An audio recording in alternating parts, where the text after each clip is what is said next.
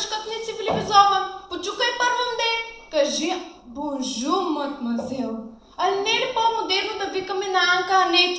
По-французско и. Андре, бонжур, мусю. Как сте, ваша милост? Кошия, мадам Зак, де е Анка? О, ангел мой, сготвих, нали ма знаеш, сядай. Радвам се да го чуя. Речи, що си толкова смила да не си изхарчила си пари. Мусю. Сърцата ми се посреща, ма очите не. Погледът ти е все очен да иззема из чершията. Голям хрен си сторила. Всеки си да нахраниш уж си. Ма не викай тебе, Коста. Хем, чувай. Ума си в главата събирай. Толкова с пътя става, ти казвам. Бе, Джана, остави се от тия пущини. Ама кой ще ма чуй? Доварата го чуй и ти ще чуеш. А то жената кога ли е угодила? Ако имам вашето благодарение, ще ви река нещо. Като се загласна по тях пущини. Панежи мислиш той къщали или курни. Кога лежи да ме взема дяволите, па да ти кажа аз на тебе и не моти. Гроша 8540 пари от югена ми, от кисията ми. Чорапи, гащи, кюсиранти, но... Ама то модите хаджи, нали света гледа по-надруго вече? Па и низер, както правят хората. Хората може да покачат и дрънкала, па не ще стане ми маймуния. Ама, хаджи, сега света стана други.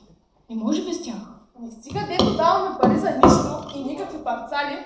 Ами, забавлям като станете друга работа не ви научите. Ръцете право да посетите моди, как ще сте луди по-отдели подир тях. Па защо хорати ще бе, хаджи? Я сега не ти ли донесо кафето, как ще гледам на друга работа? И за него трябваше едва сахата да чакам. За едене време стана, ви все не сте готов, манчата ви все не обряла. А пък дъщеря ни седнем на софрата, ние сия няма, сия да навършва. Ама нали знаеш, хаджи, света стана други. Сега да речем, една майка, дето разбира от сегашното, не трябва да оставя дъщеря си намазана на пране, че ръцете й се развалят. Седне не трябва да готви, защото от огъня лицето й се обръхва, такова гадно става. Каквато си тя нашата хубавичка, нашата Анка, да оставим да гледа по модите да се води. Пазир, ще гледаме колко по-скъпо да я продадем. Яже тъй ще я развалиш този си маймунски ум. Ще да я продаде по-скъпо. Бе, ей, подала! Хората не ще гледат не ръцете и краката, а ще гледат дали спечена на домашна работа, дали става за домашница. Ма ти кой искаш да я продам в ръцете на един простак ли да дам? Аз дали съм проста, бе? Ами, на какъв дявол? Елвете ще намеря се научено с жетцинци. Ко си мислиш, че? Мама, като се нарека мъж, па има мински баща, трябва да харчи. Ами че как? Вие една мама имате. Трябва да я направите по модата дрехите. Аз каквато съм той хубавичка, модите много ми мязам. Като се накичи, сяка съм французойка. Тъй аз?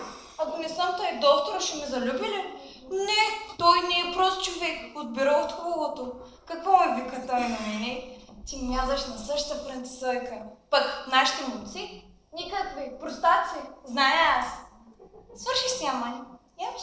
Ау, колко си хубава. Много добре ще стои, да също другата показва. Нали? О, ако те види доктора, направо не знам. Той сега да ме види той. Много ще се радва. Той те обича, ма. Аз да се тура капелината. Какво да ми ще покажеш? Сега сякаш си дошла от Европата, същата французойка. Иди рече, че си българка. Де, никак. Изкована французойка. Да се пука душманче утре на сватбата, като отидеш в чуля. Ами, то се знае. От тъс мода още няма никога.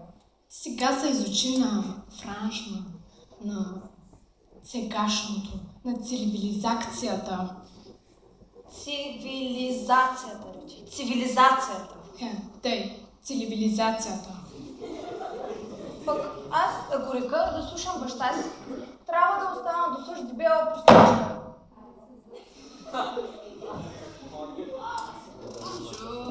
Bonjour, mon cher père. Comment me portez-vous bien? Très bien, merci, ma chère.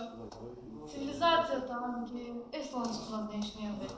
Слънце, което грее над цяла Европа. Дето мадамите са слънцето на тази цивилизация. Пардон, Сега ли се направи? Да, бе си, сега се ти облякох. Браво. Много добре ви хваща. Мерси.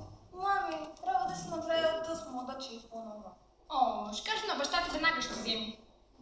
Да, трябва. По нас демуазелите си има по 15-20 остане. Нашата Анка трябва да има 15 себе.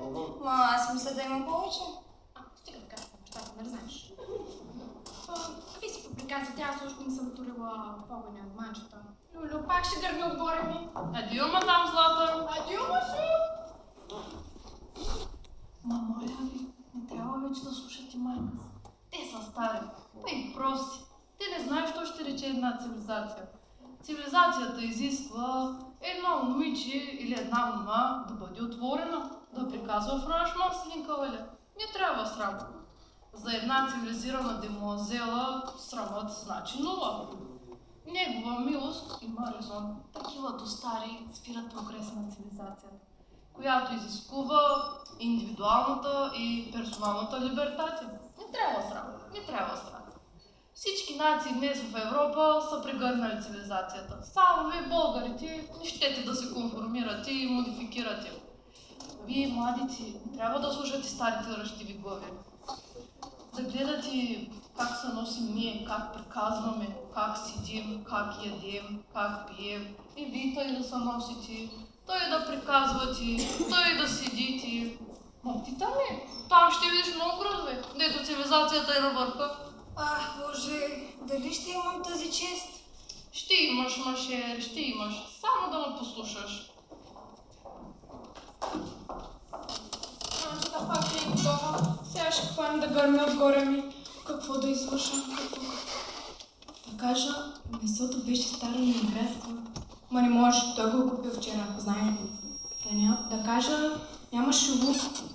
Май не може, бе. Да кажа, нямаше масло да ви побържа лука. Май той има всичко го купува. Какво да изложа, какво? Сетих се. Да взема аз да изтърся слоника в пепелта, сон нямаш. Сон нямаш. Той ще му затвори устата нему. Просто е една българка, която казва правото.